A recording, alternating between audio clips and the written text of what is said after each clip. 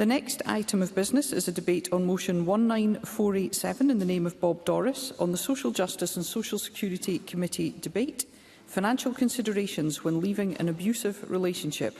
And I invite members who wish to speak in the debate to press their request to speak buttons now.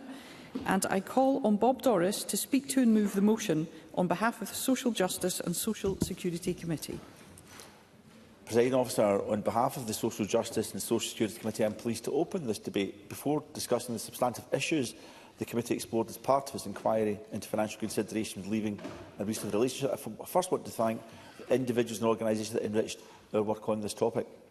The committee's inquiry began and concluded with engagement with the Scottish Women's Aid Survivors Reference Group, a group of women who have experience of domestic abuse and coercive control. This engagement was invaluable in the work of the inquiry. I want to put on record my thanks on behalf of the whole committee for the participants' time and willingness to share their experience with us. I also want to thank Financially Included, an Easterhouse-based organisation that supports women who have experienced economic abuse. Financially Included hosted the committee before we started taking formal oral evidence and provided a perspective that is only really possible by speaking with frontline staff and what they actually experience. We heard from our discussions with the Survivor Reference Group that although Financially Included are only a tiny team, they are amazing, and I'm pleased to put that on record here this afternoon. Evidence provided by individuals and stakeholders was essential in helping members reach the conclusions and recommendations detailed within our report. We hope that these reflect the broad societal response that is needed to tackle economic abuse. 1 in 5 women across the UK are experiencing or have experienced economic abuse at the hands of a current or former partner in the last 12 months. We made a number of recommendations for the Scottish Government which must take a leading role in supporting those who have faced such abuse. The committee are extremely pleased that the Government are investing £1 million in a new national fund to leave for 25-26. We heard great things about the pilots and that it is committed to making the fund permanent. It is particularly welcome that this support will be open to those with no recourse to public funds, a group we heard face greater challenges in leaving abusive relationships due to their extremely limited access to sources of financial support. When it was piloted, the Fund to Leave supported over 500 women and was widely supported by stakeholders.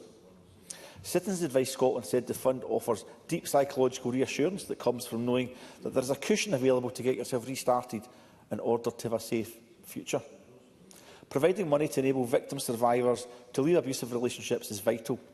However, so is ensuring we are not punitively taking money away from them. Aberlour Children's Charity described the system of public debt collection in Scotland as very aggressive, saying that it further traps people in debt. However, we heard that practice varies widely across local authorities. There is good practice out there, with some willing to write off debt. With this in mind, we want to see a consistent and trauma-informed approach to taken by local authorities when pursuing debt from victims of domestic abuse that takes account of their specific needs. We ask that the Scottish Government and COSLA work together to make this happen. We welcome the Scottish Government's investment in increased debt advice provision for those in council tax arrears, as well as its development of resources to support best practice principles in council tax collection. When someone is fleeing a dangerous situation, safe accommodation is an immediate concern. However, if someone is in council tax or rent arrears, this can be a barrier to finding somewhere new to live. This must be addressed. We ask the Scottish Government to work with COSLA to make sure fear of being made to repay such debts does not prevent someone from leaving an abusive relationship. It is appalling to think that people are trapped with abusers because debt means they cannot afford to leave. We therefore welcome provisions in the Housing Scotland Act for social landlords who suspect domestic abuse is contributing to rent arrears to take action to support the victim survivors' needs. We have also called for these provisions to be applied to the private rented sector.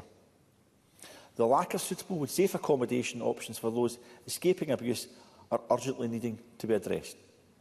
The issues facing those experiencing economic abuse are varied and complex, and we therefore welcome the Scottish Government's comprehensive, equally safe strategy to address violence against women and girls.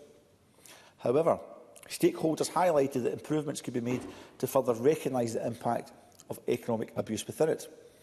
Financially Included recommends the strategy should include specific actions to cover issues related to public sector debt, housing costs and legal expenses.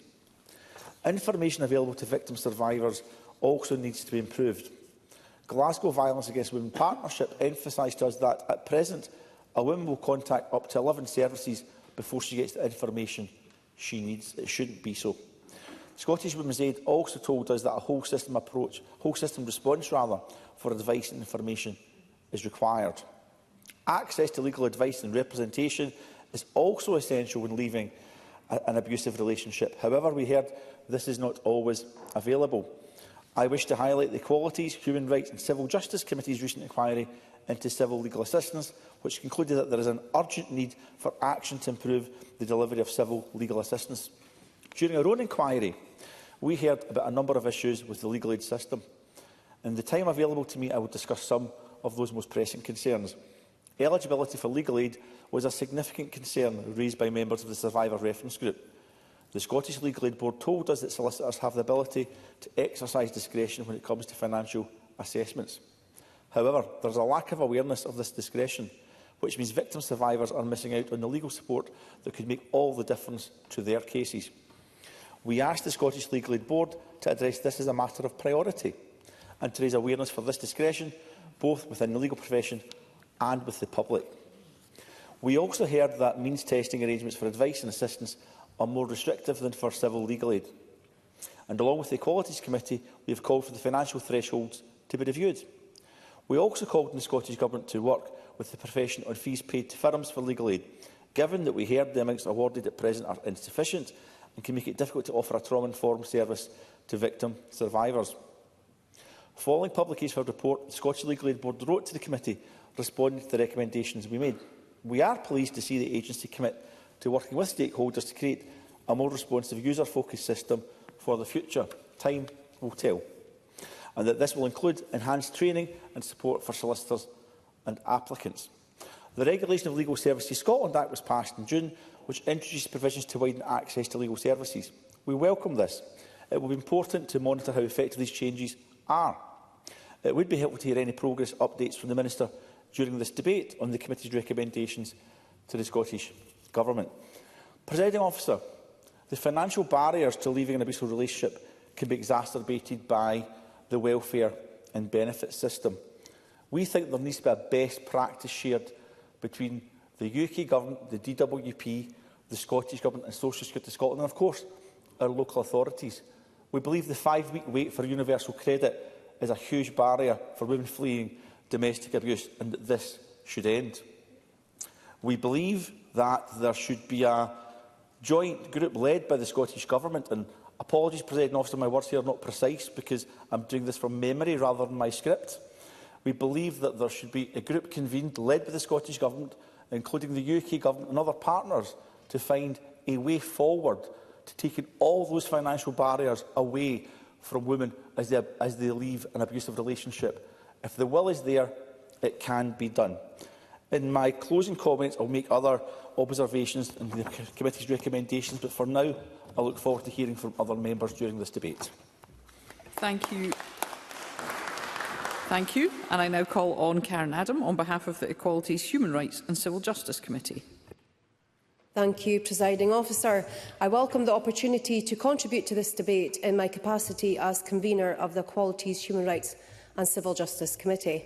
I'd also like to welcome the Social Justice and Social Securities Committee report and for drawing its conclusions to the attention of my committee insofar as they relate to civil legal aid. My committee recently published its report on civil legal aid assistance in Scotland, and in our report we have drawn conclusions about the provision of civil legal aid in Scotland that closely mirror those reached by the Social Justice and Social Security Committee. I want to begin, though, by stressing that the committee agreed that it is unsatisfactory that primary legislation has not been introduced this session to reform the civil legal assistance system. And we are disappointed to note that the Scottish Government's current consultation, building on its legal aid discussion paper, has not taken into account any of the committee's recommendations for short-term changes. Turning now to those areas of common concern across the two committees, I firstly want to talk about eligibility for civil legal aid assistance.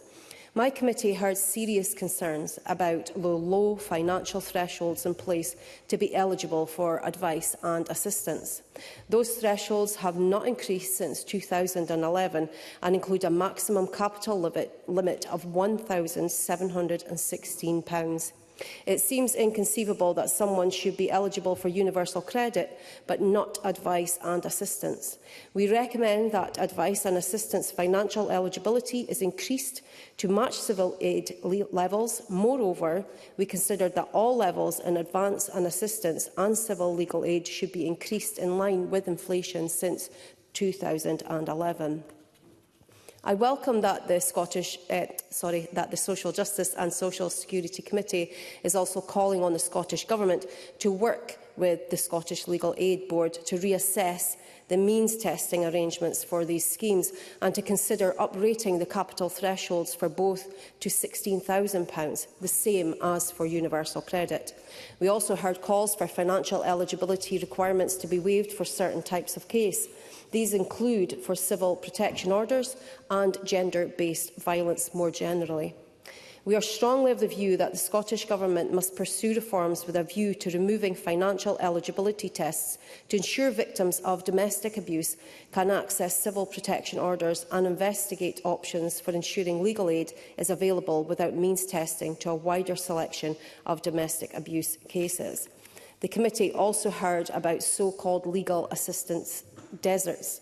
For example, it was highlighted to the committee that Grampian Women's Aid are making 50 to 60 calls in order to be able to find a legal aid solicitor. This is not a new problem, and we ask the Scottish Government to take urgent action to address this situation. A key obstacle to improving the provision of legal aid are the current fee levels for solicitors. The committee heard that increasing those rates would have a significant impact on the availability of legal practitioners willing to undertake this work. The committee welcomes the Scottish Government's commitment to review fee levels. We would also echo the Social Justice and Social Security recommendations that fees should be of such a level as to support a trauma-informed approach. And finally, we urge the Scottish Government and the Scottish Legal Aid Board to give careful reflection to both clawback and unrealistic contributions to costs, as they appear to the committee to be currently acting as barriers to justice.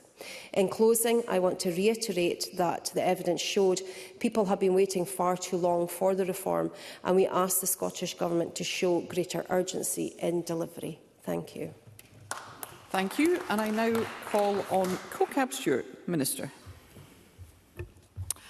Thank you, Presiding Officer. I'm pleased to be representing the Scottish Government at this important debate today, and I want to thank members of the Social Justice and Social Security Committee for undertaking their inquiry into the financial considerations when leaving an abuser.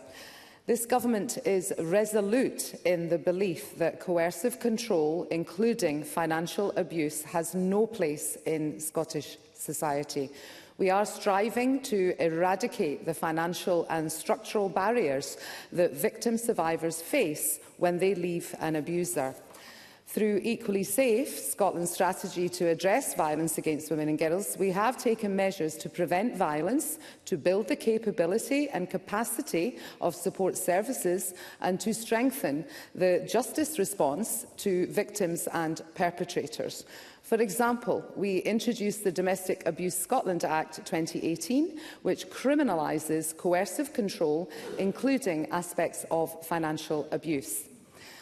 As a direct result of funding from our annual £21.6 million Delivering Equally Safe Fund, the financially included project started its work to tackle economic impact of violence against women. Their impressive work supports women to regain their financial freedom and thrive.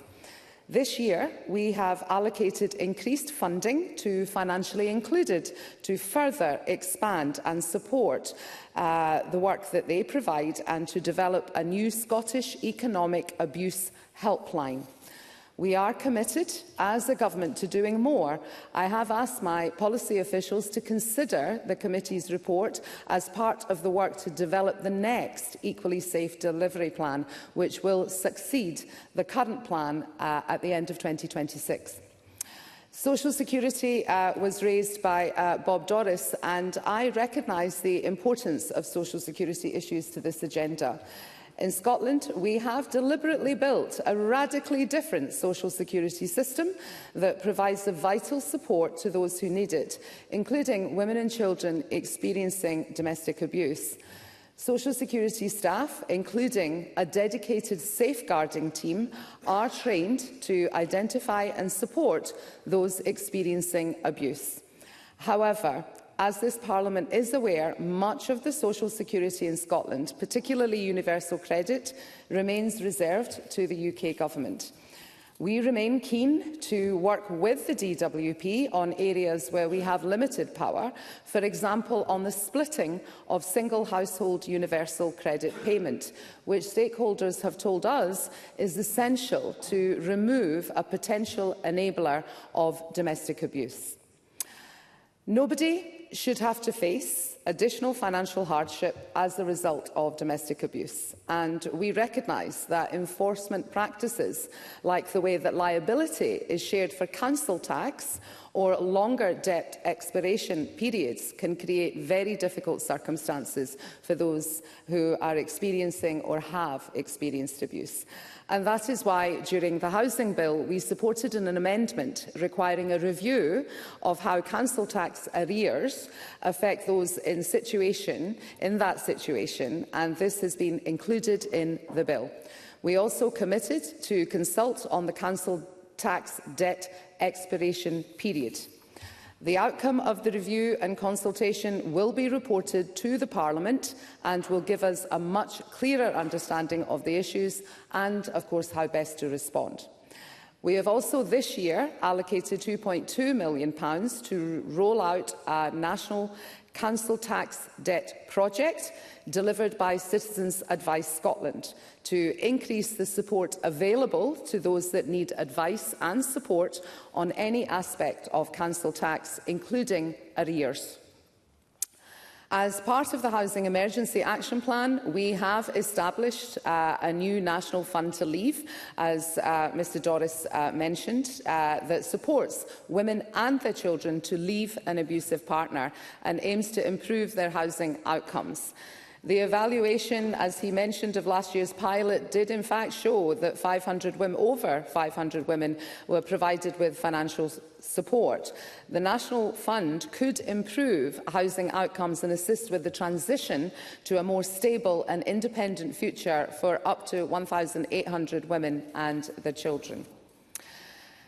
The Scottish Government recognises the demands on the legal aid system, and I listened very carefully to Karen Adams' response, and I recognise the needs of those who depend on the legal aid system have indeed changed significantly since the model was developed nearly 75 years ago. Change is needed to ensure that we have an adaptable, flexible, affordable and sustainable legal aid system that supports people who are facing challenging issues and problems. The Scottish Government welcomes the Equalities, Human Rights and Civil Justice Committee inquiry into what changes could be made to the current civil legal aid system. We are currently considering the committee's report and will respond to the Parliament in due course.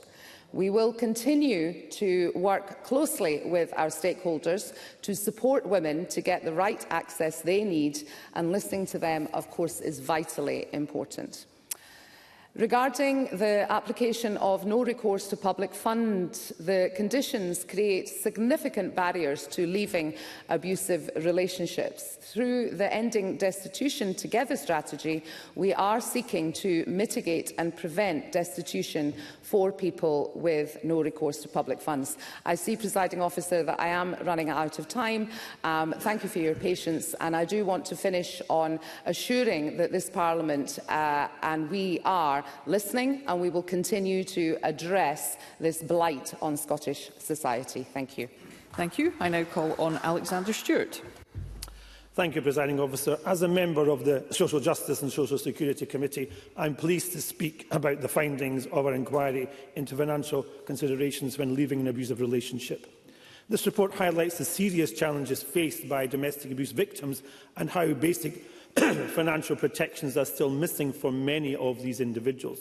The most recent statistics show that more than 63,000 domestic abuse incidents took place in Scotland in 23-24. This is one incident every 8 minutes. Unfortunately, the committee report confirms that financial instability is one of the most common reasons that victims stay with their abuser. Many stakeholders were clear that victims who attempt to leave an abusive relationship are often forced with unaffordable housing as well as rising living costs. Evidence has shown that this is particularly the case for older victims or those with a disability. Age Scotland highlighted that long waiting lists for properties can act as a significant barrier to these individuals. If new care arrangements also are required, the situation becomes even more difficult, Presiding Officer.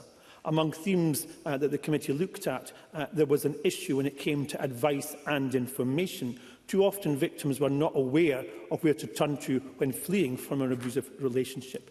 And when it came to the Glasgow Violence Against Women's Partnership, they revealed on average a victim would contact up to 11 different services before they get the information that they require.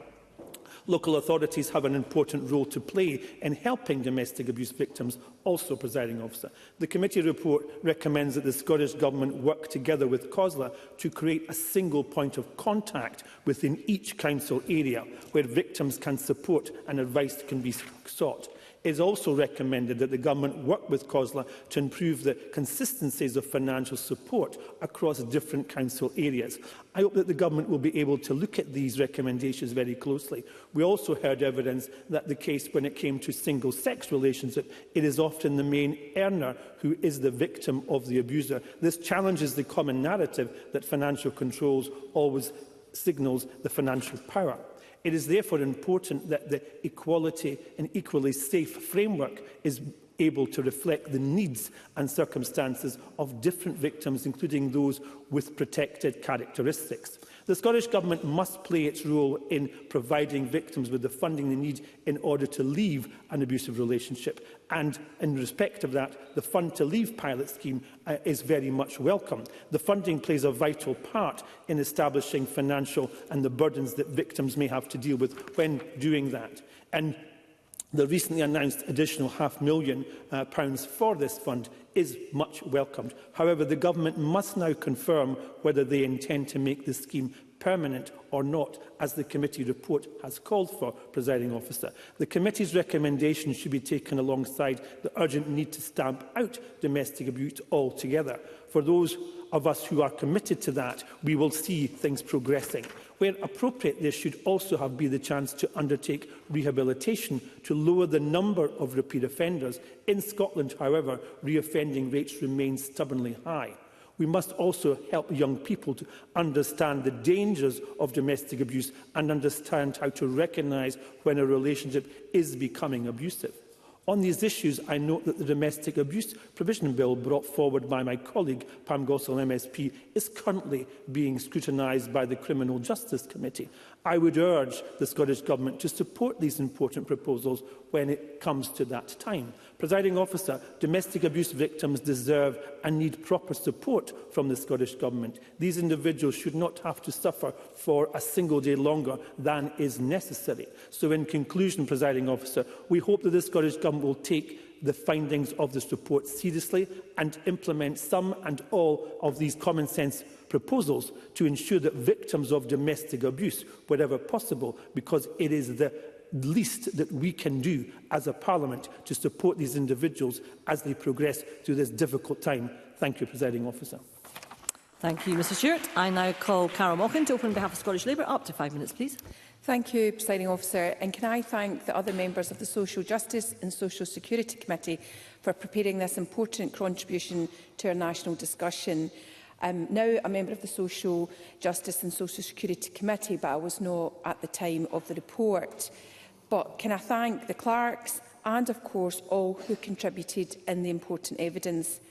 I know in this place we all share the goal of ending violence against women and girls in Scotland by tackling the underlying attitudes and systems that perpetuate it. We all understand that this has to be a priority for any government and for the Parliament as a whole. But equally, we do need to understand That will not happen from good sentiments and kind words alone. So I welcome the comments from the Minister at the start of the contributions and look forward to hearing the contribution again from the Minister in closing after the discussion that we have had today. I have had, and I'm sure other members have heard, the harrowing stories from constituents where financial exclusion has caused a great deal of problem when they're leaving domestic abuse situations. I and my party want to play a constructive and positive role in achieving change. We need to ensure any legislative efforts are making the impact women and girls need, efforts that reflect the reality of life for domestic abuse victims in Scotland. The committee's work goes some way to improving the landscape on this, and Scottish Labour welcomes its recommendations. I'll touch on a few I hope that jump out as a priority. Overall, the Equally Safe strategy is a good one, but it can only be effective in helping victims if more is done to raise awareness of its existence. We know that far too many people often have no idea about these programmes and the funds available to them. This information should be present in as many settings as possible, especially during people's lives in education. We heard about informing young women and girls of what help there is provided and what platforms they can get support throughout their lives. And this is important in ensuring young girls and women grow up to know what is available to them. Women who are trapped in an abusive relationship are in effect unable to live any form of healthy life, and a key component of that is the restriction in their access to finance. It's often deliberate and it's cruel, and abusers begin this process very early in relationships. And the signs are often there, but naturally not everyone is able to see them, particularly in those early moments. We must use what we have learned from police, social services and health settings to inform policy and improve the offer that we have. This is a key feature, this cross-portfolio working to ensure information and support is provided at the correct time and in the correct way. If we are serious about supporting women to leave abusive relationships, we must give them the freedom to financially leave. Others have spoken about this. Not only for them, but for their children or dependents. The fund to leave can go a long way to assisting women in this situation, but we need to consider it further, whether the current level is enough, how it can be accessed, will it be brought in across the board. The evidence received by the inquiry highlighted numerous barriers that victims face in accessing the support they need. A large part of that is debt, as we have heard from other members. So survivors often face debt which has come through desperation or deliberate manipulation by partners. So the Government must consider this aspect, and I know the Minister mentioned that in her speech, and work with partners to help victims when they are in temporary accommodation so they are not drowning in financial obligations. And they can maintain their housing. We know that maintaining housing is a key way of ensuring victims have a more positive outcome in future. Overall, in closing, can I just say that what we are looking for in Scottish Labour are that we are updating the policies that we have in line with some of the recommendations, and that we continue to review the effectiveness so that we can help as many people as possible. We have to improve Scotland with meaningful policy that won't simply disappear into news cycles. The committee report is an opportunity to take a step in that direction, and we welcome it. Thank you, Presiding Officer. Thank you, Ms Mochan. I now call on Maggie Chapman to open on behalf of Scottish Greens. Up to 4 minutes, please. Poverty, inequality and unresponsive, sometimes heartless benefits and justice systems trap people, overwhelmingly women, in abusive homes. The Social Justice and Social Security Committee's report before us today lays bare the structural cruelty that allows economic abuse to flourish and the practical barriers that make it so desperately difficult for women to leave. It tells us clearly financial dependence is not accidental. It is a predictable consequence of unequal power, austerity and underfunded support. Equality before the law is a founding principle of our justice system, But that principle means little when survivors cannot access proper legal representation. The Law Society of Scotland has described domestic abuse as a legal aid desert, and the committee confirmed that reality. Indeed, as Karen Adam mentioned earlier, the Equalities, Human Rights and Civil Justice Committee has also found this. We've heard that women seeking representation may have to approach between 30 and 50 solicitors in order to find one able and willing to take her case. That is not justice. That is abandonment. Legal aid is means-tested, but survivors of abuse should never be subjected to a financial test to prove their right to safety or protection. Dr Marcia Scott of Scottish Women's Aid put it perfectly when she asked, "How are you following Scottish policy in every other area connected to domestic abuse if you are means-testing people who are subject to financial and economic abuse?" She's absolutely right. Legal services must be free for all women, children and young people experiencing domestic abuse, with no means test, no clawback, no arbitrary limits. And I look forward to the Scottish Government's response to this principled proposal from Marcia Scott. The committee also recognised the Scottish Government's Fund to Leave pilot, a scheme that helped more than 500 women rebuild safety with grants of up to £1,000. It offered what Citizens Advice Scotland described as a deep psychological reassurance, that cushion that makes leaving possible. But, as the report highlights, with around 5,000 people registered as homeless due to domestic abuse, this support reaches only a fraction of those in need. It must be expanded and made permanent. The Scottish Welfare Fund can help, but it is stretched and inconsistent. The committee heard from women whose applications were rejected because the fund had run low. Women forced to go into debt just to heat their homes. That's not what a safety net should look like. Economic abuse is not simply a symptom of domestic abuse. It is a deliberate strategy of control. The committee heard how single household payments of universal credit allow perpetrators to dominate their partners financially. As Engender and Scottish Women's Aid told the committee, the single household payment is a gift to perpetrators of domestic abuse. Next year will mark 10 years since this Parliament was empowered to introduce split payments, and 8 years since the Scottish Government was required to act. If it were a priority, it would have been done by now, Minister. We must look more broadly too. The Surviving Economic Abuse project reminds us that women unable to find even £100 at short notice are 3.5 times more likely to experience domestic abuse. That is why a secure, unconditional income through universal basic income or genuinely fair social security is not a utopian dream. It is a life-saving necessity. Presiding Officer, the victims and survivors whose voices shape this excellent committee report have survived unimaginable hardship. Our task now is not to admire their resilience, but to ensure that no one else is forced to rely on it. Thank you. Thank you, Ms Chapman. I now call on Beatrice Wishart to open on behalf of the Scottish Liberal Democrats. Up to 4 minutes, please. Thank you, Presiding Officer. And I too would like to put on record my thanks to the members of the Social Justice and Social Security Committee, the clerks and all those who provided evidence for this important report.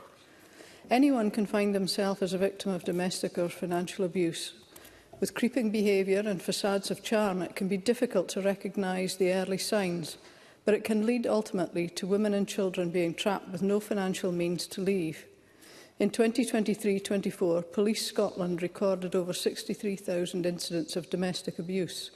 Figures from 2022-23 also recorded that more than 80% of survivors of this abuse were female. We should never ignore that there are male victims of financial and domestic abuse, nor can we ignore that this can happen to those in same-sex relationships as well.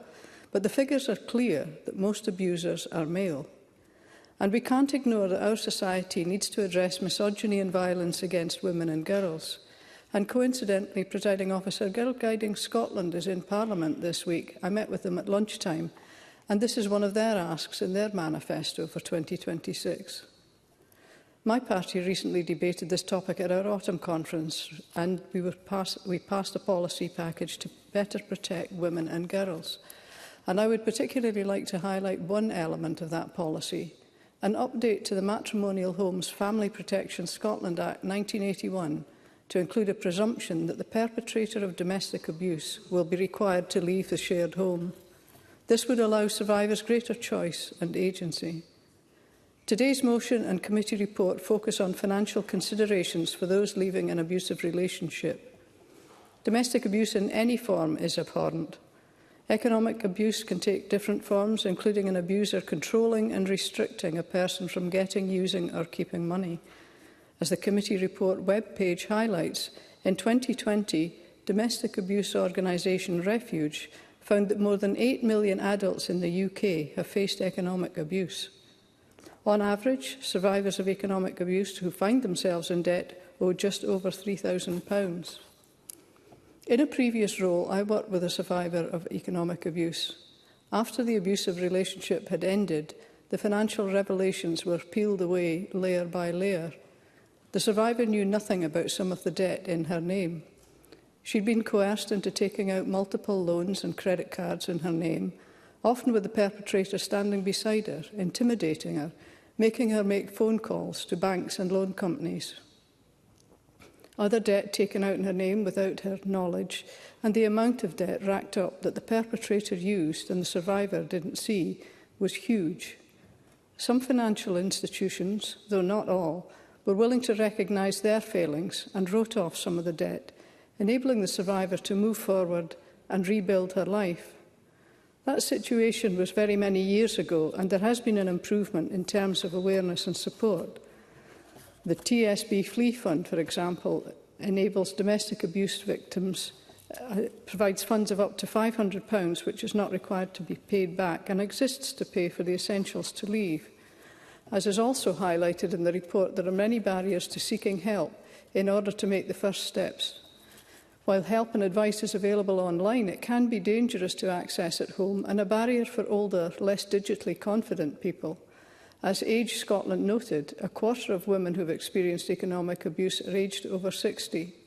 And I welcome recommendations in the report for information to be available in physical spaces, which also helps overcome the issue of advice online that's not specific to Scotland. More information is needed on the impact on women with disabilities, those who are deaf or hard of hearing, and women with literacy difficulties. Finally, Presiding Officer, it's also important to recognise that the level of domestic and financial abuse across Scotland is not purely an urban issue. The same issues are experienced in rural and island areas. The demand that Shetland Women's Aid experience is evident of the continued need for services and support in my constituency. Thank you. Thank you, Ms Wishart. We now move to the open debate. Backbench speeches of up to 4 minutes. I would advise members there is no time in hand. With that, I call Marie McNair to be followed by Pam Gosel. Ms McNair. Thank you, Presiding Officer. I welcome the opportunity to speak in this debate as a member of the Social Justice and Social Security Committee. According to Police Scotland, over 61,000 incidents of domestic abuse were recorded in 22-23, with the figures also showing that more than 80% of survivors of this abuse were female. Leaving an abusive relationship is not easy by any means, and when fear is coupled with financial pressures, it can make it even more difficult to leave. Refuge found that more than 8 million adults in the UK have faced economic abuse, and when this is coupled with an increased cost of living, those in abusive relationships can struggle to leave. A more recent report from Women's Aid found that it can cost a survivor almost £50,000 to leave an abusive relationship. Presiding Officer, taking this into account, the committee agreed to undertake an inquiry into financial considerations when leaving an abusive relationship. And for the sake of time, Presiding Officer, I will touch on 2 points from the report. On the Equally Safe strategy, the joint approach between the Scottish Government and COSLA to prevent and eradicate violence against women and girls, it is welcome that it was noted that there is general support for Equally Safe amongst stakeholders. However, we can recognise that there should be inclusion of a commitment on economic abuse with practical actions to address financial support for victim survivors. Financially Included stated that specific measures on public sector debt, housing costs, legal expenses and childcare should be included within the strategy. And as such, we would call on the Scottish Government to update the strategy and ensure the policies within Equally Safe are backed by practical and financial support.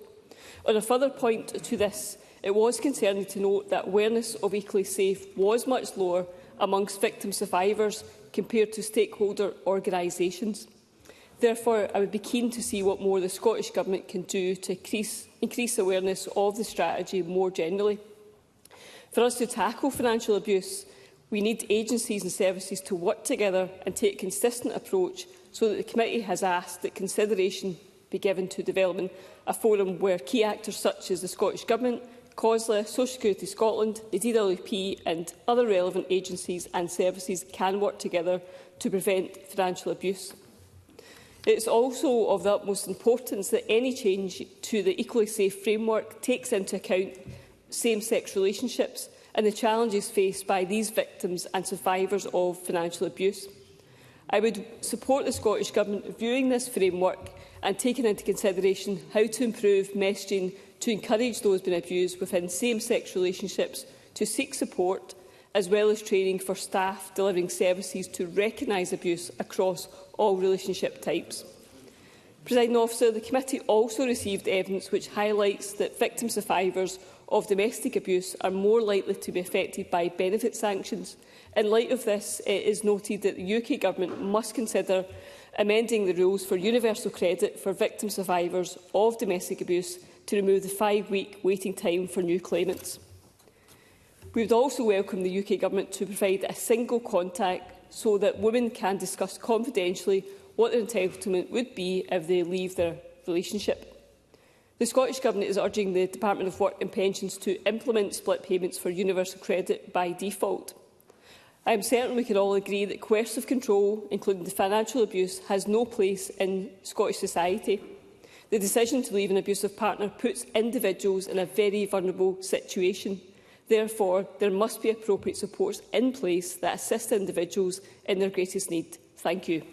Thank you, Ms McNair. I now call Pam Gosell to be followed by Jackie Dunbar. Ms Gosell. Thank you, Presiding Officer. Before I begin, I would also like to thank the Social Justice and Social Security Committee for bringing forward this debate, including all the clerks who put together this report, as well as all organisations and individuals who provided evidence to the committee. Presiding Officer, evidence taken by the Social Justice Committee, as well as the Equalities, Human Rights and Civil Justice Committee, which I am a member of, have made one thing clear. The current legal aid model for those leaving abusive relationships is simply not working and is in dire need of reform. The state of legal aid in Scotland has been poor for a while now. I clearly remember Marsha Scott from Scottish Women's Aid telling the Equalities Committee that she was raising the same issue she has raised in 2017 and that nothing has changed. Presiding Officer, we often heard the term legal aid deserts, meaning geographical areas and areas of law where there is a significant shortage of available practitioners. This is especially true in rural areas where the number of solicitors willing to take up legal aid cases is scarce. We heard of examples of survivors of domestic abuse having to contact 30 to 60 solicitors, and in one shocking case, a number of 116 solicitors were asked to take up their case. We also heard examples of individuals having to travel 150 miles to access a solicitor. Presiding Officer, these are horrific real-life experiences, and let's not forget, behind every call is a real person desperately needing help to escape from domestic abuse. The depletion of legal aid lawyers is so severe that it was even highlighted by the United Nations, concluding observations on the 8th Periodic Report of the United Kingdom of Great Britain and Northern Ireland. Clearly, the Scottish Government needs to do better. The current legal aid system in Scotland does not account for situations where survivors of domestic abuse do not have access to their own household funds. Financial and domestic abuse often come hand in hand with abusive partners, often having complete control of financial resources. Therefore, even though a survivor's household income is way higher than the legal aid threshold, she has no access to those funds. In the committee, we even heard of situations where survivors have no idea what their household income is, as their abusive partner hid this information. Presiding Officer, it is shocking that legal aid is not given to those who really need it most. It is little wonder that many survivors do not want to come forward when they do not trust the current system. Survivors of domestic abuse deserve better and should not pay the price for this government's delays and their failures to support them. In closing, Presiding Officer, it is becoming increasingly clear that those fleeing abusive relationships do not have the support they deserve. Helping survivors of domestic abuse get back on their feet is one thing. However, we must also ensure domestic abuse is eradicated. Hence why my Prevention of Domestic Abuse Scotland bill, which is currently at the committee stage, is so important. It has received the support of survivors and third sector organisations, and I hope the Scottish Government and the MSPs from all the parties will also back it. That is why it is incumbent on the Scottish Government not just to provide survivors with support, but also to ensure that domestic abuse does not happen in the first place. Thank you, Ms Gozo. I call Jackie Dunbar to be followed by Michael Mara. Mr Dunbar. Thank you, Presiding Officer, and I'd also like to thank the committee, the clerks and expert witnesses who have helped in the creation of this report. And I want to note an especially grateful thank you to everyone who shared their experiences of domestic abuse with the committee, whether that was through the calls for views or whether it was the members of the Scottish Women's Aid Survivor Reference Group who spoke with the committee. It can take a lot to open up about this sort of experience, and by doing so does and can help other victims of domestic abuse now and in the future. Presiding Officer, I have been very lucky to have not personally experienced anything that this report talks about, and it is luck, because nobody sets out to find themselves in an abusive relationship. I know folk close to me, and I've heard from constituents who have been through this, and there's nothing that they all had in common before their abusive relationship started. They have a fair amount in common now, though, and when I was selected to speak in today's debate, I reached out to some of the people I knew for their thoughts and asked if they wanted me to read their own words to the chamber. One told me that she didn't have the words, but she did go on to list a range of barriers they hit when escaping from her ex-partner. And what worries me is that a lot of what she told me about isn't listed in the report, a report which is already over 100 pages long and contains so many important recommendations. Her experience was that her ex had gradually cut her off from her support network, so slowly that it was not even noticeable. He then tracked her phone. He had sole access to their bank accounts. Any income, including child benefit, was in his name, and he kept a hold of all of the family's important documents, such as her driving licence and their children's birth certificates. So when she and her children did get away, they left without ID, without a bank account, without money, and they didn't even have a phone they could use safely.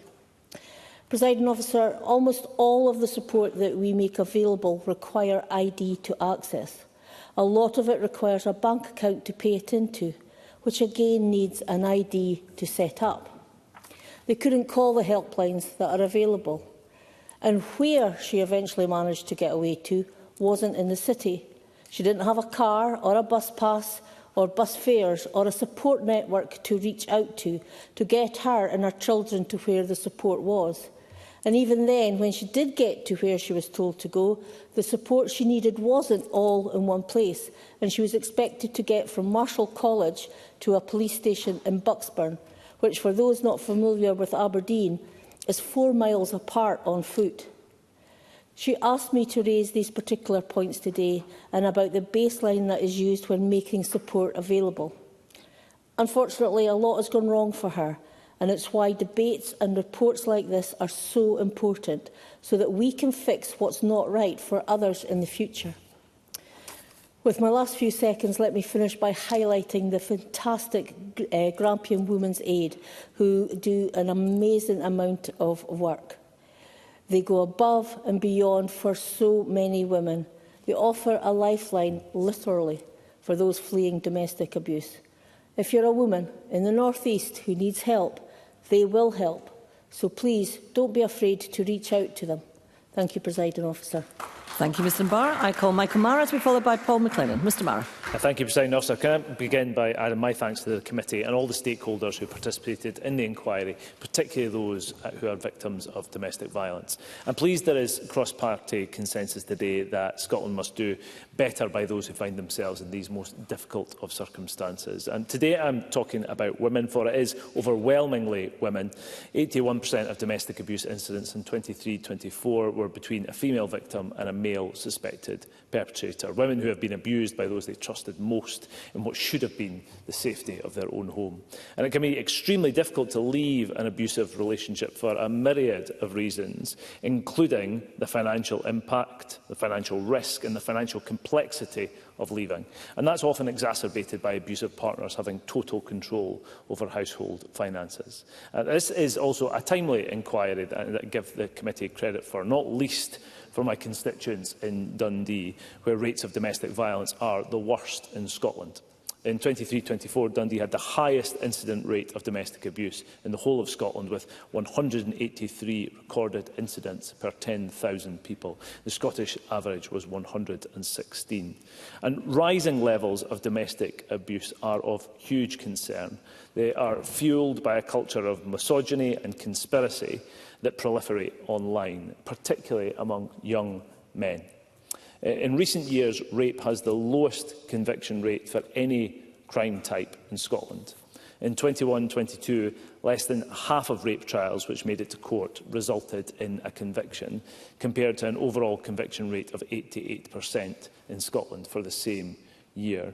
And I do strongly support freedom of expression. But there are groups that have been platformed in my city in recent weeks who seek to deny this reality, and they cannot be allowed to go unchallenged. And the risks are far too great. And one reason is that beyond the horrific harms to individuals, the connection between domestic violence and radicalisation means that violence against women is a key flag to possible future terrorist behaviours. This is militant misogyny as the root of intolerable evils. So turning to the committee's findings, it would be fair to say that the success of the Scottish Government's Equally Safe strategy has been mixed. And during this inquiry, it emerged that many survivors are not even aware of that strategy's existence. There are many agencies and professionals working hard to support survivors of domestic abuse. But as the committee found, it's essential that key stakeholders, including the Scottish Government, COSLA and Social Security Scotland, are working on ways that are joined up, effective and easy to access. Issues with the Scottish Welfare Fund were highlighted, including difficulties in submitting applications, delays in funding coming through, and budget constraints limiting the help available. While some survivors had good experiences with the fund, it's clear that more needs to be done to make that service more accessible and, crucially, responsive in times of crisis and when the opportunity to leave presents itself. The difficulties around the Scottish Welfare Fund do, I believe, show the hidden impact of more than a decade of cuts to local government funding. The general capacity of local government to deal with these issues has been reduced as staff leave or not replaced, and the councils are increasingly forced to concentrate on the delivery of statutory duties alone. For there to be meaningful change, strategies and ministerial pronouncements must be matched by practical delivery on the ground. And too often, I fear, survivors of domestic abuse in Scotland have been let down by a gulf between policy intent and their lived experience. And that has to change. Thank you, Mr Mara. I call Paul McLennan to be followed by Jeremy Balfour. Mr McLennan. Thank you, Presiding Officer. My apologies. Thanks, Presiding Officer. I'm grateful for the opportunity to participate in this important debate, and obviously I welcome the committee's report. I'm a previous member of the Social Justice Committee and a current member of the Equality Committee. This debate is about confronting a stark reality. For many women in Scotland, leaving an abusive relationship is not just a matter of courage, it's a matter of survival. And too often, it's a matter of money. Financial insecurity is one of the most significant barriers preventing survivors from escaping abuse. It's a cruel paradox. The very act of seeking safety can plunge women and their children into homelessness, poverty and long-term debt. So let us be clear, Quest debt is a form of domestic abuse. It's deliberate and it's calculated control. We've all seen that from constituents. Abusers build debt in victims' names, restrict access to money and weaponise economic dependence. This traps women in dangerous situations and leaves them financially devastated when they do escape. In my constituency in East Lothian and indeed in communities across Scotland, we see the consequences of this every day. Women supported by services in my constituency report being pursued for council tax and rent arrears accrued during abusive relationships. Debts they did not consent to and often did not even know existed. These debts are not just numbers, they are barriers to housing, employment and recovery. Homelessness, of course, is a common consequence. When women flee, they often do so with nothing. They leave behind homes, belongings and financial stability. They enter temporary accommodation, uprooted from the communities, schools and support networks. And when they do try to move on, they face systemic obstacles, rent arrears, council tax debt and upfront costs that make securing a new tenancy nearly impossible. Additional support for cabs is obviously welcome, as mentioned by the Minister. One survivor told Aberlour, "Debt feels like a shadow you can't escape." This is not just unjust, it's unacceptable. The Scottish Government has taken some necessary steps. The Domestic Abuse Scotland Act 2018 made coercive control a crime. The Equally Safe strategy addresses financial abuse, recognising that systems can worsen economic inequality and hinder women from leaving. And I participated when I was a Minister in the Minister's Equally Safe portfolio meetings and how seriously she took that responsibility. And the new £1 million fund to leave, which I helped develop in my time as Minister for Housing, provides vital support for women and children fleeing abuse. Scottish Women's Aid CEO Dr Marsha Scott said, Scottish Women's Aid warmly welcomes the announcement of the rollout of the original fund to leave pilots to the rest of Scotland. Every day we in our local women's aid services see women and children struggling to get free of an abuser. The fund to leave offers a critical helping hand when women and children need it most. Leaving is difficult and dangerous, and the fund to leave is such an important step to make leaving and staying free from an abuser a reality across Scotland. But we must go further. We need systemic reform of public debt recovery. Debt collection practices must be trauma-informed and compassionate, and survivors should not be aggressively pursued for debts accrued through abuse. We must embed equally safe principles across all public bodies, not just domestic abuse services. Legal aid must be accessible. That's an ongoing issue, I think, that we all need to take forward. And social security systems must be flexible. The UK Government must end policies that deepen poverty, like the 5-week wait for universal credit and the 2-child limit, which disproportionately harm women and children fleeing abuse. Presiding Officer, it's not just a debate about policy, it's a debate about dignity. Let's commit to building a Scotland where no woman is forced to choose between safety and homelessness, where children are not punished for the debts of abusers, and where financial independence is not just a privilege but a right. Thank you. Thank you, Mr McLennan. And I call Jeremy Balfour. Thank you, President Officer. As a member of the committee, can I also add my thanks to those that gave evidence, particularly those who gave very personal experience of their own life. This report paints a bleak picture of where we are in the country. And nowhere is that more evident than how we treat women, because it is, as others said, mostly women who are trying to rebuild their lives after abuse.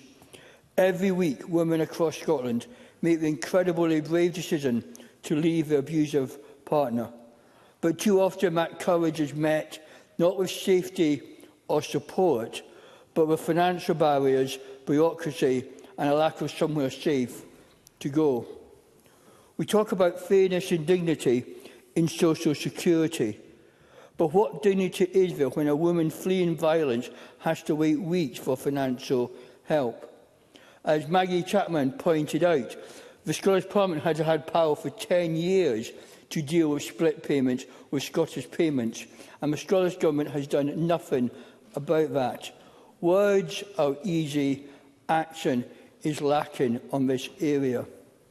Let's be clear, the SNP government, I'm afraid I don't have time, the SNP government has had the powers over social security and housing for years. Yet women's refuges are closing, councils remain overwhelmed, and the promise of safety remains just that, a promise.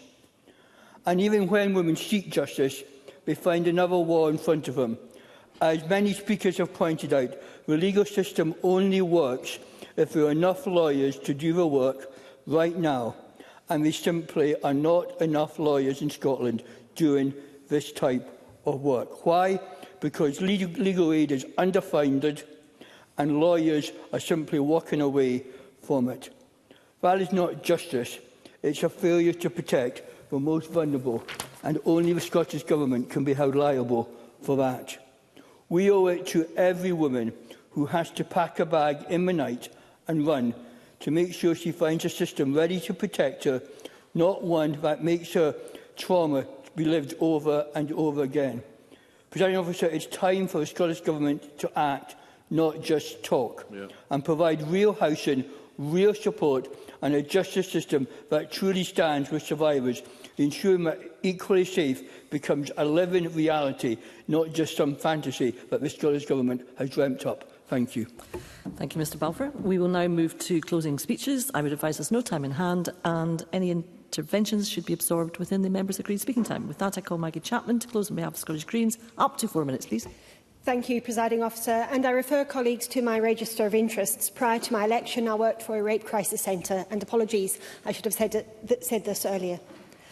I want to begin my closing speech by thanking the Social Justice and Social Security Committee members and clerks, and most importantly, the women of the Survivor Reference Group, whose experiences and insights make this report so powerful.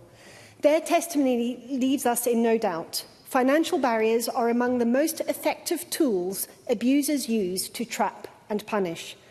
And too often, those barriers are reinforced, not dismantled, by our own public systems. The committee found that women may have to contact 11 different services before finding the support they need, 17 if they are from a minority ethnic background. Imagine the exhaustion, the re-traumatisation of retelling your story to strangers again and again and again, simply to survive. This report calls for trauma-informed training across all agencies. It should be mandatory. Every interaction, whether with a housing officer, benefits advisor or solicitor, can either empower a survivor to take the next step or drive them back into danger. Presiding Officer, the Scottish Greens have long argued that homelessness and abuse are inseparable issues. The report highlights that 5,000 people each year become homeless because of domestic abuse. Many lose their homes while perpetrators remain in place. That's why I'm so proud that my colleague Ross Greer's amendment to the Housing Scotland Act now requires the Scottish Government to review council tax debt arrears where domestic abuse is a factor. No woman should be chased for debts created through her abuse. No one should lose a home for trying to survive. The committee's finding on public debt also make clear how the state can perpetuate economic abuse, from council tax collection to housing arrears.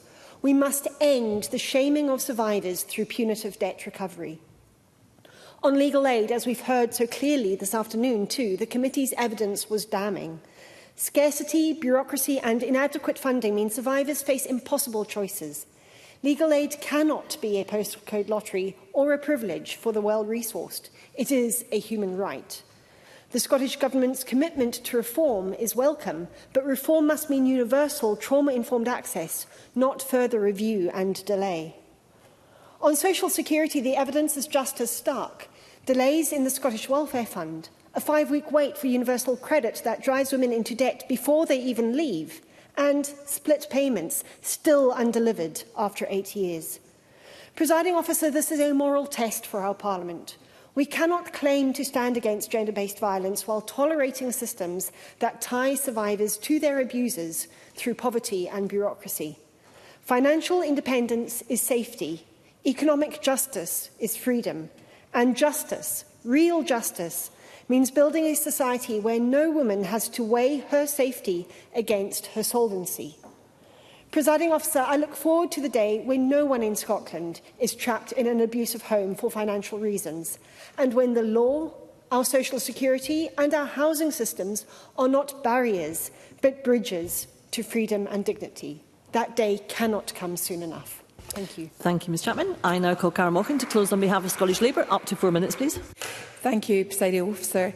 In closing, I want to say how significant their support is in contributing to the change we all know needs to happen for women and girls fleeing domestic abuse. Can I just say that Jackie Dunbar's example is still ringing in my ears. It's so difficult for women to leave these situations, and it needs us all to try to fix this and find solutions. Scottish Labour fully support the report and the need for such a report, and really want to work with government to ensure we can deliver on the recommendations. It's about delivery. I commend the committee that during that first half of 2025 they held this inquiry. Time frames are really tight on some of the committees, so it is really important that they managed to have this. The debate here today has really demonstrated how important this work has been and must continue to be. I want to just again thank those who gave the evidence. I think sometimes we forget how difficult it can be for people to give such evidence, those victims of course, but also for the staff who work in our policing, our housing, our social services. It's difficult for them, I think, to again and again offer support, and find it difficult that we are not always getting those solutions for people.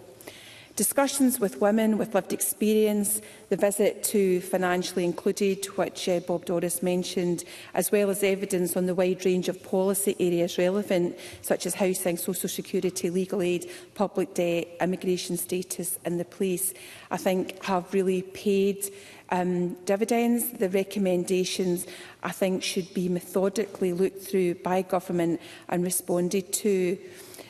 We have also heard from members across the chamber the themes within the recommendations that we've all mentioned need to be coordinated. There needs to be a coordinated approach across this wide range of policy areas and at different levels of government.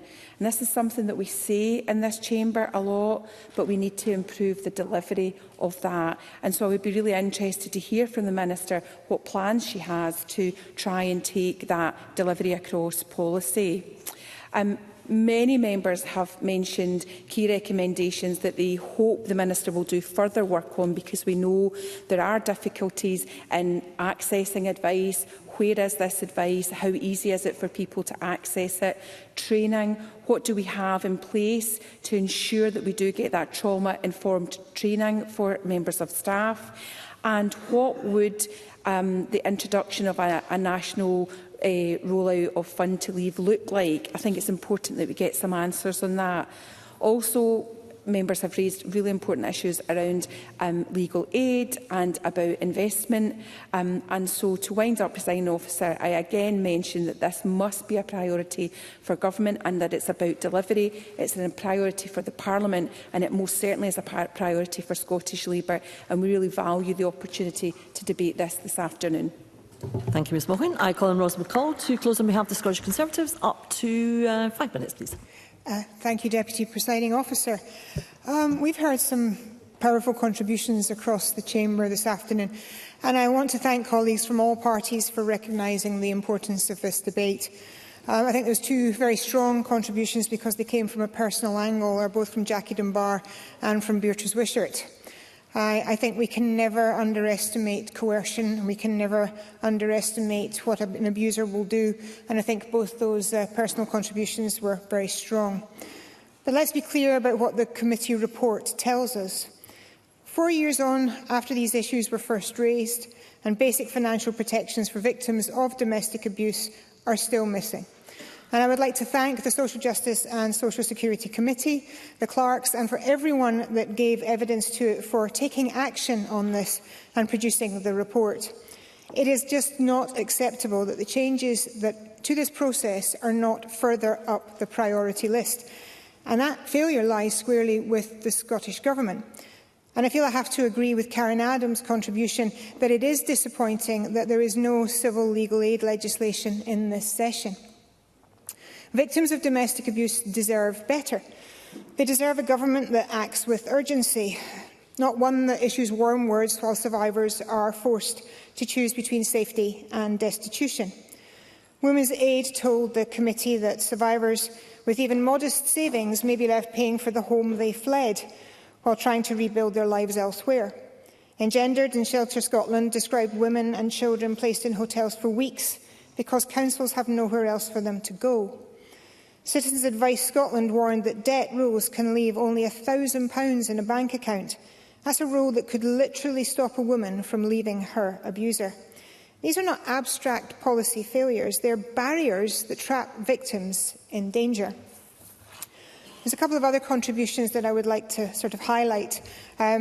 My friend and colleague Alexander Stewart highlighted that one incident of domestic abuse in every 8 minutes.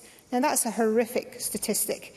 And I think it highlights just how important it is that we actually do something more about this.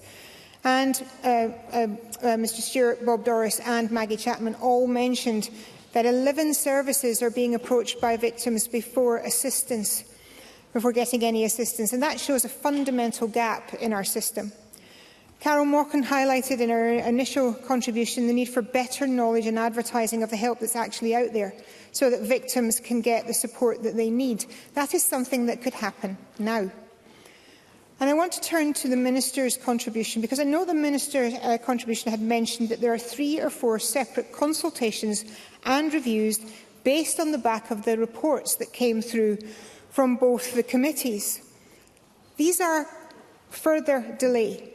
These reports highlight what needs to be changed. Tangible changes to the system is required, not further consultation and reviews of work that has already been done. And I'm sorry, Minister, but asking officials to simply consider the report for the next Equally Safe model could have had way more action if only it was the priority of this government. It is leadership that is required now, and it is a complete cold comfort for victims of abuse that we are not doing more. And finally, as a contribution, I would like to highlight Pam Gossel, who is actively trying to do something in this space with her Prevention of Domestic Abuse Scotland bill. And I think we should be congratulating Ms Gossel for all the hard work that she's put into this to bring that forward. So, Presiding Officer, the committee called for common sense deliverable actions. Make the Fund to Leave fund permanent to cover deposits, travel and essentials when a survivor escapes abuse. Guarantee year-round funding for discretionary housing payments so no council runs out mid-year. Review the Scottish Welfare Fund to make it consistent, trauma-informed and accessible. And ensure the Equally Safe strategies delivers not just aspirations but real, practical financial support.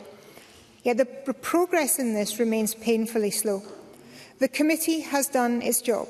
It's listened to survivors, to charities and to those on the front line. The evidence is clear. What is missing now is leadership. Now, the Scottish Conservatives are calling for the SNP government to stop deflecting and actively move forward to support victims of domestic abuse. Because every day of delay risks another victim being turned away, another survivor forced to return to an unsafe home, another life put at risk because the system could not help in time. Let us not make victims pay the price of government inaction. Let us work together to make sure that financial barriers are never a reason again for someone to stay with their abuser. The time for reviews and rhetoric is past. Common sense, compassion and action now. Thank you, Ms McCall. I now call on Minister Colcap-Stewart to wind up on behalf of the Scottish Government. Up to 6 minutes, please. Thank you, Presiding Officer. This debate has certainly given us the opportunity to reflect on the financial barriers to leaving an abuser, and we have heard that they are complex and they are multifaceted. They relate to the control a perpetrator exerts over the victim survivor, and with systems that do not always work for them. And I want to be absolutely and categorically clear and reiterate this government's commitment to addressing these issues. We have heard many contributions regarding the Equally Safe strategy, which is co-owned with COSLA, and it provides a framework for action. Of course, I recognise that there is always further improvements that can be made. However, I would like to respond to some of the points that were raised in the Chamber. With regards to same-sex relationships and those working with LGBT survivors, that is funded work, and that is in the strategy. It's important that we see and acknowledge the results of the funded services for survivors, and that includes work in schools and work that concerns awareness-raising campaigns, such as the forthcoming one on misogyny, which is also referenced in the Equally Safe one. There is also a strand of work in there concerning training, such as the National Trauma Transformational Programme as well, and to ensure that delivery across portfolio. I, of course, chair the Equally Safe Ministerial Group, which regularly meets, and Ministers and Cabinet Secretaries ensure that they are following up on their parts of the strategy. So, regarding the fund to leave, the Scottish Government is clear that financial uncertainty should not be a barrier to women leaving an abusive partner. And I do note the member's recognition of the positive impact of that fund. We would like to make this fund permanent, and we will set out further details at forthcoming spending review. I am, of course, grateful to the new Cabinet Secretary for Housing for prioritising protecting the housing rights for women. The Housing Scotland Bill, which was passed on September the 30th, introduces a number of provisions to help protect tenants experiencing domestic abuse. And these provisions fully recognise the vital role that social landlords have in keeping their tenants safe. This includes measures to ensure that social landlords fully consider domestic abuse financial control, especially rent arrears, when supporting their tenants experiencing domestic abuse, and to support women to remain in their home or, of course, to be rehoused if that is what they wish. It is vital that women are able to access the support that they need when they need it, and our delivery partners, including local women aids groups, will work closely with others to ensure that women are fully supported in their decision to leave. And that's why, through the Equally Safe, of course, through the £21.6 million a year fund, we fund a range of organisations that do that. And, of course, the considerable investment in vital advice services such as the Economic Abuse Helpline, Scotland's Domestic Abuse and Forced Marriage Helpline, and Citizens Advice Scotland. So these services do make a tangible difference to women's lives, and it gives them advice to help them navigate complex financial systems and rebuild their lives. With regards to legal aid, the Scottish Government recognises that reform is needed to the legal aid system. Looking ahead, we will develop a fee review mechanism and explore the fundamental changes that, of course, are required to create a legal assistance system that is fit for the 21st century. I am, of course, concerned about the lack of availability of solicitors that people have experienced. There are fewer but more active civil solicitors. In 2014-15, there were 1,067 active solicitors, and they had an annual average of 12 grants each. But by 2023-24, there were 791 active solicitors, but with an annual average of 17 grants each. So the legal aid system is generally effective in delivering help to those in need. However, we do recognise that there are some challenges in relation to certain types of cases and locations.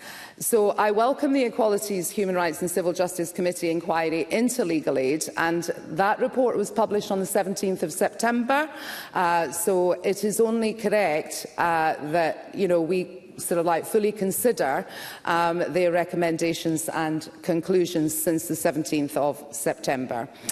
And finally, on that point, solicitors in all parts of Scotland are able to access Fund for Work Carried Out under legal assistance schemes, and these schemes are flexible enough to allow solicitors to travel to rural and remote parts of the country to carry out work, should it not be possible to have local solicitors to instruct. So, we will continue to press the UK Government on reserved issues such as the no recourse to public funds and universal credit. So, in conclusion, Presiding Officer, I want to assure this Parliament that me and my ministerial colleagues remain committed to working towards a strong and flourishing Scotland where all individuals are equally safe and respected, and where women and girls live free from all forms of violence and abuse, including financial and economic abuse. Thank you. Thank you, Minister. I now call on Bob Doris to conclude and wind up the debate on behalf of the Social Justice and Social Security Committee. Up to 7 minutes, please. Presiding Officer, as is traditional, I will of course thank all members for their excellent contributions this afternoon, but it was remiss of me not at the start to also thank the clerking team on our committee, particularly Hala and Spice, particularly Camilla, for their excellent job. We're lucky to have such professionals in the Parliament supporting our committee reports. I want to put that on the record. Now, what I also want to put on record, didn't really come up in the debate or my initial contribution, was a key issue which was raised by some of the members of the Survivor Reference Group, and that's the inconsistent responses by police officers to allegations of financial abuse and coercive control. I didn't mention that in my opening comments, and the committee does welcome Police Scotland's commitment to developing training for officers and identifying and understanding economic abuse, and to consider opportunities to collaborate with financially included who have raised concerns. Put that on record, put that on record on the basis that if victims and survivors have told us that's an issue, they should hear it said here in Parliament this afternoon.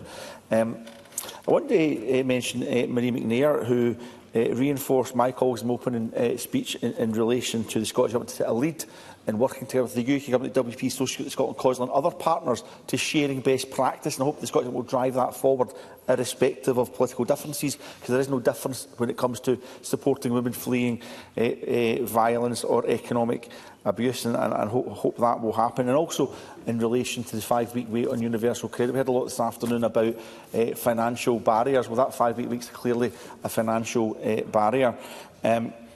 A theme this afternoon, we heard it in the Minister's closing comments, was further actions required on legal support, and that shone right through the debate. I welcome the comments from the Minister in her summing up, but Karen Adam is right to talk about legal assistance deserts, and more does have to be done. The committee's right to be frustrated, and Pam Gossel and Maggie Chapman spoke about that search for some women, 30 up to 50 lawyers, particularly in more remote and rural areas, trying to get someone to take on their case. There's not an equality of arms sometimes for women when they seek legal representation. The Government does have to go further in relation to that. There's also the need for clear information, awareness and support. That was a theme that came shining right through the debate. I thank Alexander Stewart, for mentioning some of that, about a single point of contact for local authorities to help aid in that endeavour, which was a committee recommendation. Carol Mochan spoke about low awareness of Equally Safe for victim survivors, and the need of support available also in a physical forum, perhaps in education and elsewhere, something reinforced by Beatrice Wishart. So I think that was important to put on the record. In my summing up, can I thank members who stressed that economic abuse was not simply a consequence of domestic abuse, but a thing on and in itself. Maggie Chapman spoke about a specific instrument of control, and Jackie Dunbar in a very impassioned and personal speech. Thank you, Jackie, for that. Talk about it being part of a systematic pattern of abuse, and shared a story from one of her constituents, and Paul McClellan also chimed in relation to that. And awareness has to grow more generally of what economic abuse and control actually is.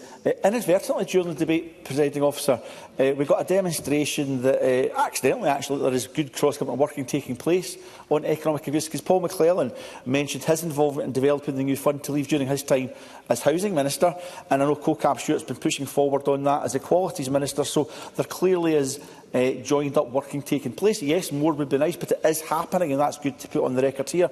And CoCab Stewart also put on record that 1,800 more women are expected to benefit from the new fund to leave, and that's got to be a hugely positive thing.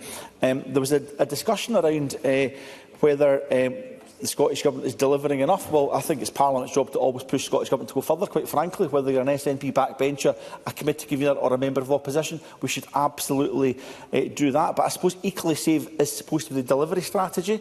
So I do expect the Scottish Government to think carefully about the recommendations from both committees and how that strategy won't just be war on words, and I'm sure it won't be, Minister, but will actually have tangible, deliverable actions with budgets beside them to deliver many of the outcomes that both our committees have in our inquiry reports and that we've reported on here this afternoon. So there's much more to be done in relation to that. So much more in general to be done, Presiding Officer, I think, in relation to the benefit system.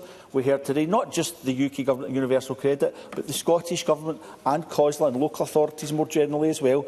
Also in public sector debt, that's shown right through the entire debate. Much more needs to be done in relation to that. Good work in relation to the Housing Act, but much more needs to be done, and also in access to the legal support. In closing, Presiding Officer, I think I would just say that I get the feeling this afternoon that this is clearly and sincerely held a collective endeavour between government and parliament and between political parties of every political persuasion. All I can hope is that in the new parliament, some of us will be here, some of us will not, that we can garner that collective endeavour between government and parliament and across party, because it's only that collective endeavour, when we agree budgets in this place and we agree strategies in this place, only that collective endeavour will actually meet the needs and the aspirations of the victim survivors that our committee spoke to, who were very eloquent and passionate in what their experiences were, and I thank them once more for doing that, and for those frontline services on the ground, such as Financially Included, who work day in, day out, supporting victim survivors. So let's come together, not just this afternoon, but in the new Parliament, in this place, Parliament, Government and across party, to meet the needs of all those who find themselves to be victims of economic abuse. It's right for victim survivors, but more importantly, it's preventative work we need to do so that women can leave an abusive relationship at the earliest signs and not be trapped because of financial barriers. Thank you, Presiding Officer.